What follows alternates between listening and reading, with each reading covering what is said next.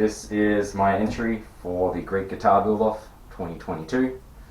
I don't know really what I'm doing. I've made 2 guitars, this is going to be the 3rd one. I have limited tools and I'm not very good with the ones that I have, but I have lots of fun and that's all that matters. So this is the plan, fairly standard double cutaway 6-string electric.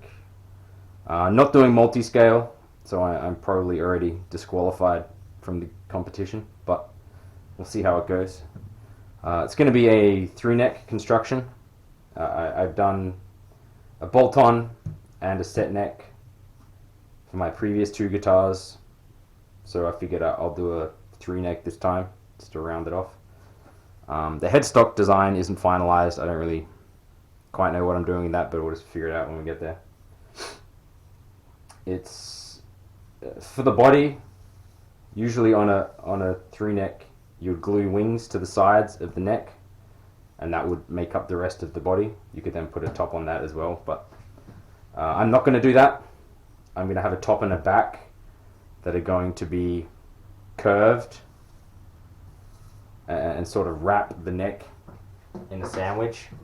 So if you're looking at, this is the pencil that doesn't work. If you're looking at the strap button of the guitar, this is the back, looking down here.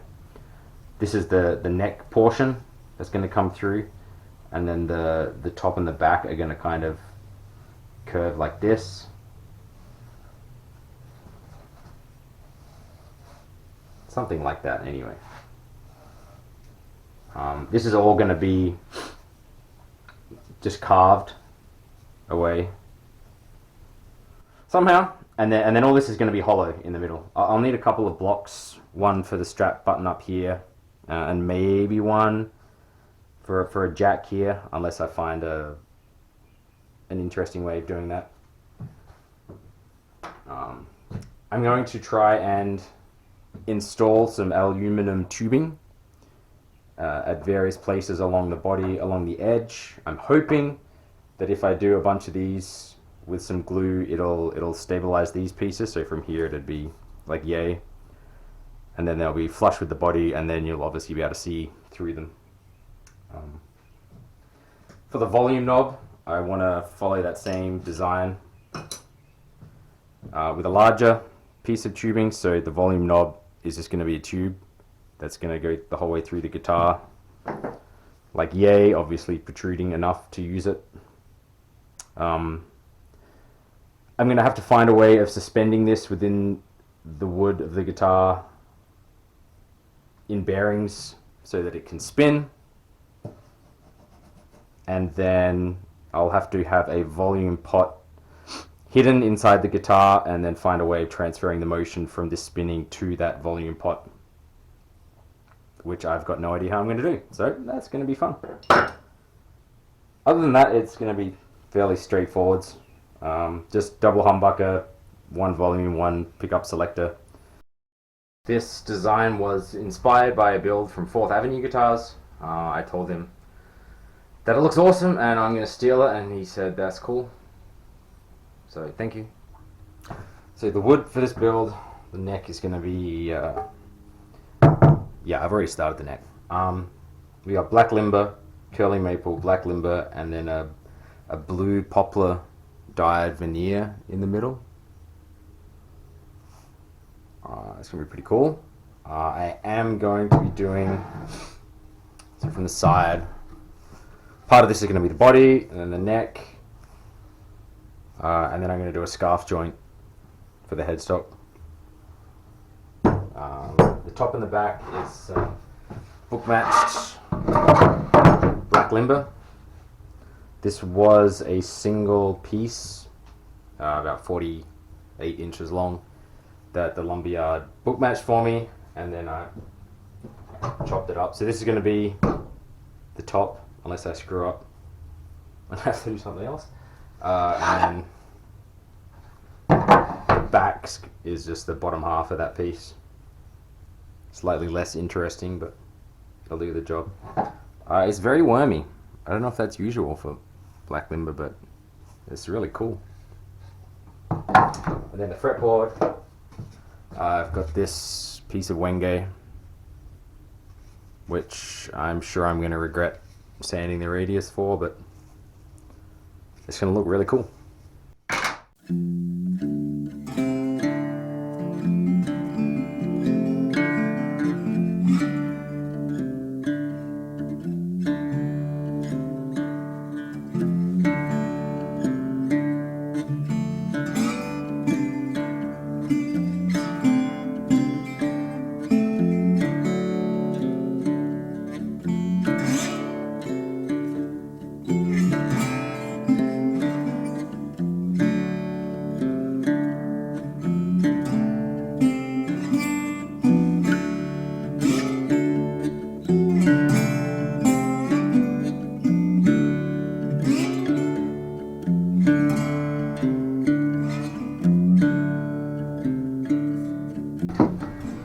Somehow roll this back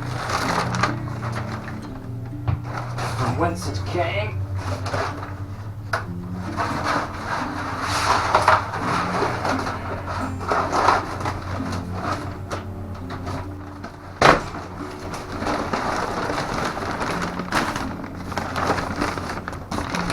Anyway, that's going back in the same box.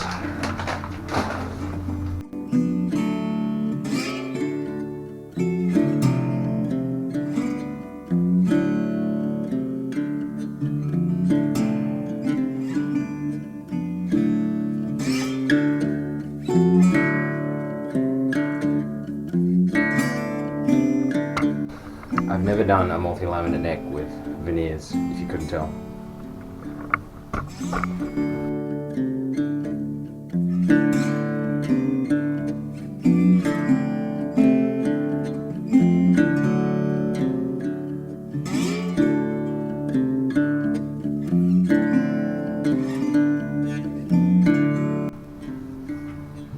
Glue time.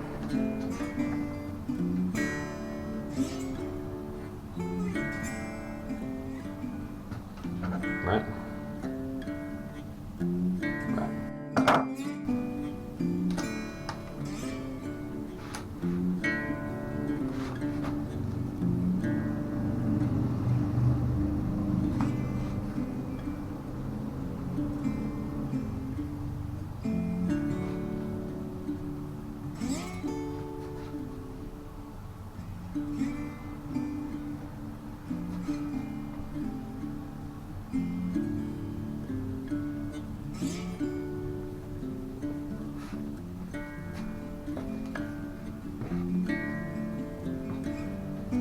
I did not bring my spreader.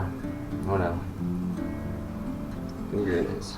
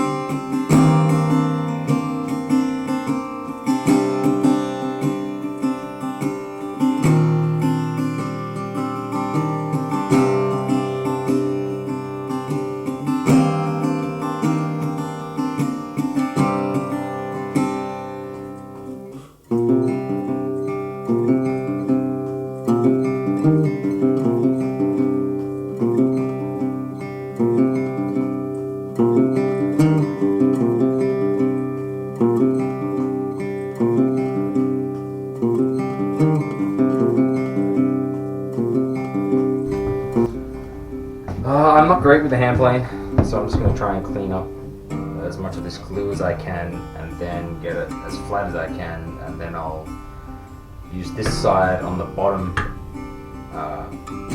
put it on this side on the router sled, and then flatten the other side on that, and then flip it back over, and then re-flatten this side, and then I should have two as flat as I could get sides, which should be fine.